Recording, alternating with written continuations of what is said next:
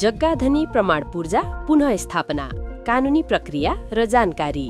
सङ्कट, आगलागी वा तोडफोडका घटनामा कहिलेकाहीँ सरकारी कार्यालयहरू नै क्षतिग्रस्त हुन्छन्।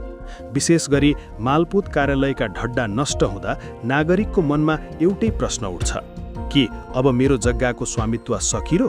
साँचो कुरा के हो भने सरकारी रेकर्ड जले पनि तपाईको स्वामित्व अधिकार मर्दैन।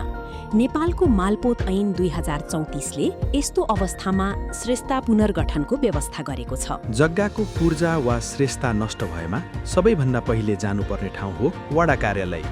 वडाबाट 3 पुस्ते विवरण सहितको सिफारिस, फोटो सहितको प्रमाणीकरण र स्थानीय बासिन्दा र छिमेकी जनप्रतिनिधिको रोहबरमा जग्गा फलानो व्यक्तिको भोग चलनमा छ र निजकै नाममा दर्ता थियो भन्ने उल्लेख भएको मुचुल्का लिनुपर्छ। पहिलो कुरो, श्रेष्ठता कायम गर्न आउँदाखेरि जुन नागरिकताको प्रतिलिपि, जग्गाधनी लालपूर्जाको प्रतिलिपि र राजीनामा लिखत पनि भएदेखि त्यो आधारमा चाहिँ हामीले सिफारिस मालपोत कार्यालयलाई गरेर दिने गरेका छौँ। र विदेशमा भएका हकमा कि मैले मालपोतको अधिकृतसँग पनि कुरा गरेका थिएँ, यो विदेशमा हुनेहरूको चाहिँ कसरी गर्न सकिन्छ चाहिँ श्रेष्ठता कायम गर्दाखेरि भन्दाखेरि उहाँहरू जहिले आउनुहुन्छ, 1-1.5 वर्ष 2 वर्षमा जहिले आउनुहुन्छ त्यही बेलामा गरौँला। अहिलेलाई यो सेन्ट्रलाइज सिस्टममा जहाँ रेकर्ड छ उहाँहरूको समस्या समाधान भइहाल्छ, उहाँहरूको प्रब्लम आउँदैन। नहुने, अब विदेशमा नहुने स्वदेशमा हुनेहरूको हकमा चाहिँ श्रेष्ठता कायम गर्नलाई स्वयं व्यक्ति नै उपस्थित भएर एकचोटि शनाखत गर्नलाई चाहिँ वडा कार्यालयबाट चाहिँ सिफारिस लिएर आउनु भनेर चाहिँ जुन कुरा चाहिँ मालपोत अधिकृतसँग हाम्रो कुरा भएर चाहिँ हामी त्यही हिसाबले चाहिँ अगाडि बढेका छौँ।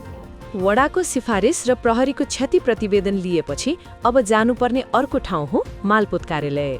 यदि भौतिक ढड्डा जलेको छ भने मालपोतले भू अभिलेख सूचना व्यवस्थापन प्रणालीबाट डिजिटल विवरण खोज्छ।